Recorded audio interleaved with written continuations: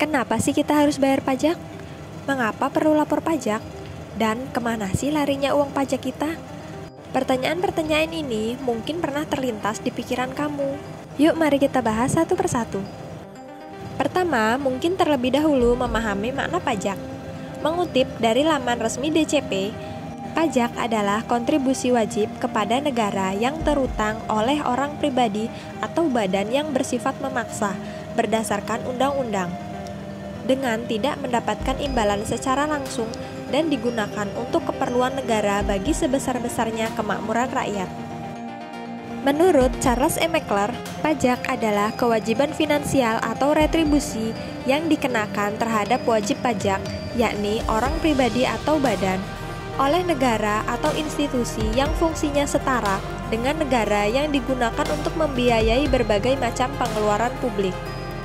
Berdasarkan dari definisi-definisi tersebut, pada dasarnya pajak merupakan sebuah kewajiban oleh seseorang atau badan kepada negara yang diatur oleh undang-undang dan bersifat memaksa serta digunakan untuk keperluan publik. Kilas balik pada masa lampau. Faktanya, pajak sudah ada sejak zaman kerajaan di Indonesia lalu. Perpajakan berkembang pada saat penjajahan oleh Hindia Belanda.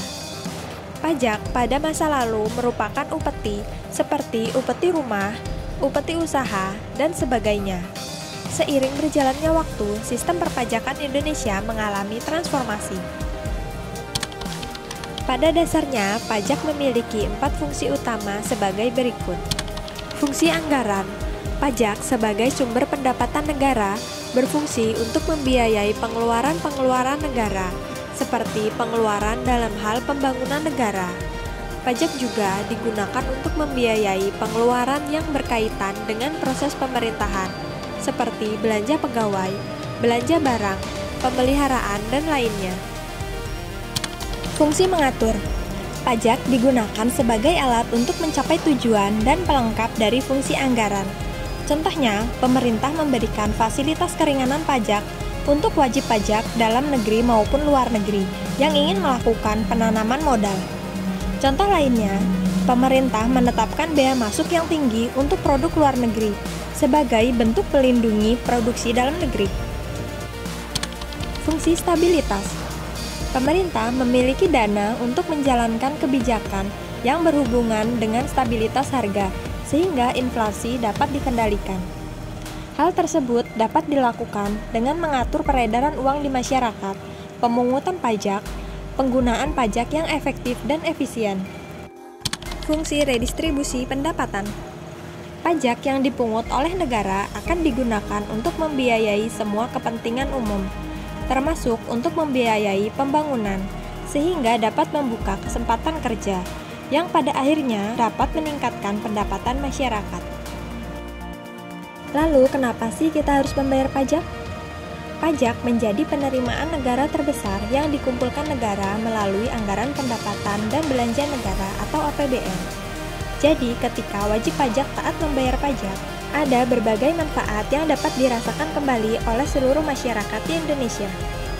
Mulai dari fasilitas pendidikan yang menjadi lebih baik, fasilitas kesehatan yang lebih memadai, fasilitas transportasi publik yang lebih nyaman, fasilitas umum, dan infrastruktur yang lebih maju, dan sebagainya. Namun, apakah hanya itu alasan untuk kita membayar pajak?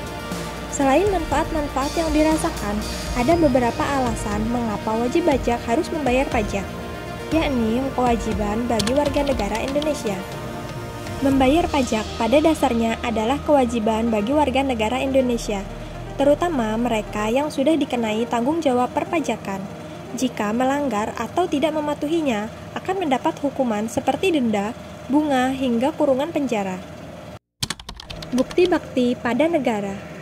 Melakukan pembayaran pajak kepada negara diyakini sebagai bukti bakti kepada negara. Pajak yang disetorkan akan digunakan untuk membiayai anggaran pembangunan negara atau APBN dan anggaran pembangunan daerah atau APBD. Karena itu, penting bagi orang pribadi dan badan untuk membayar pajak. Memperlancar proses bisnis. Bagi wajib pajak badan, membayar pajak dapat membantu memperlancar proses bisnis. Tidak hanya membayar, tetapi juga mematuhi seluruh kewajiban perpajakan, mulai dari memiliki NPWP, memungut atau memotong pajak dari setiap transaksi yang terjadi, melapor, dan membayar pajak usaha. Menjalankan kewajiban pajak ini menjadi bukti badan usaha merupakan wajib pajak yang taat pajak, sehingga dapat memperlancar proses bisnis yang sedang dijalankan. Selain itu, nilai kredibilitas bisnis pun meningkat, yang dapat membuat nilai bisnis jadi bertambah baik. Pemerataan kesejahteraan masyarakat. Pembayaran pajak membantu terciptanya pemerataan kesejahteraan masyarakat.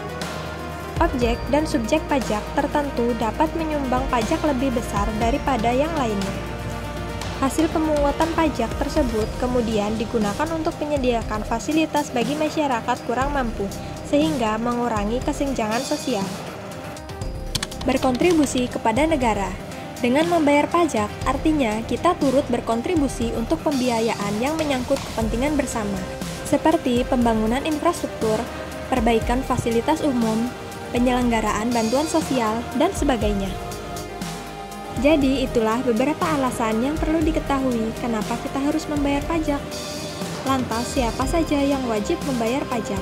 Apakah semua warga negara wajib membayar pajak? Jawabannya tidak.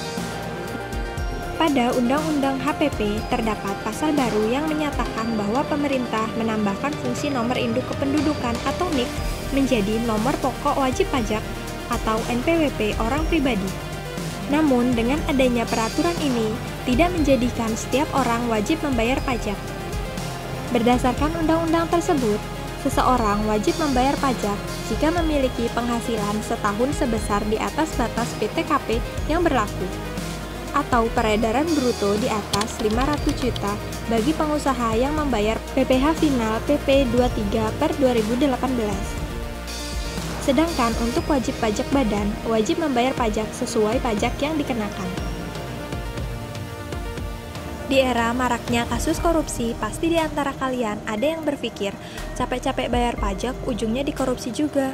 Nah, memahami masalah kekhawatiran masyarakat ini, pemerintah melakukan pengawasan penggunaan uang pajak yang diawasi secara ketat oleh lembaga-lembaga independen seperti Badan Pemeriksaan Keuangan atau BPK yang melakukan audit terhadap laporan keuangan pemerintah, Komisi Pemberantasan Korupsi atau KPK yang mencegah dan menangani penyalahgunaan anggaran, dan transparansi publik di mana masyarakat dapat memantau alokasi pajak melalui laporan resmi di situs Kementerian Keuangan.